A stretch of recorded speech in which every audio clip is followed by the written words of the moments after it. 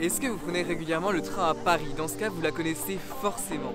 Aujourd'hui, on part à la découverte d'un lieu qui symbolise à la fois l'histoire, le design industriel et le quotidien des Parisiens, la gare Saint-Lazare. Première gare ferroviaire construite à Paris, elle n'est pas seulement un carrefour pour les voyageurs, mais aussi un chef-d'œuvre d'architecture qui a inspiré des artistes comme Monet. Allez, suivez-moi dans un voyage à travers le temps et le design ferroviaire.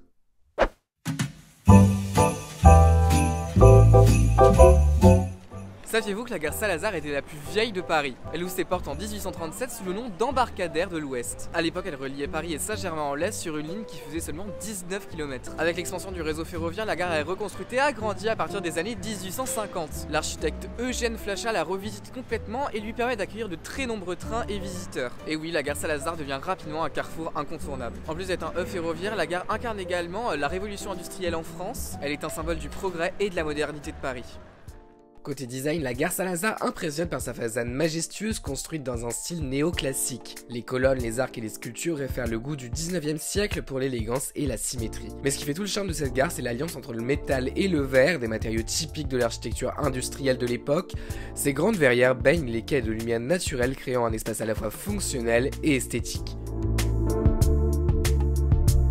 Cette architecture unique a même inspiré les impressionnistes. Claude Monet, par exemple, a peint une série de tableaux de la gare en 1877, capturant ses trains, sa fumée et son atmosphère vibrante. À travers ses œuvres, la gare devient un symbole de la modernité en mouvement.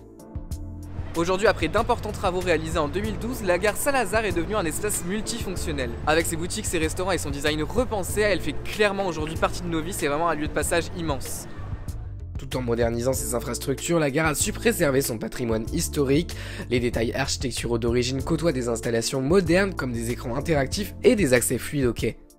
Avec plus de 450 000 voyageurs par jour, la gare Saint-Lazare est un témoignage vivant de l'évolution des transports et de l'urbanisme à Paris. Ce qui rend cette gare vraiment unique, c'est son mélange d'histoire et de modernité. Elle incarne à la fois le passé glorieux du 19e siècle et le dynamisme du Paris d'aujourd'hui. C'est un lieu où les styles, les époques et les usages se croisent, tout comme les voyageurs finalement.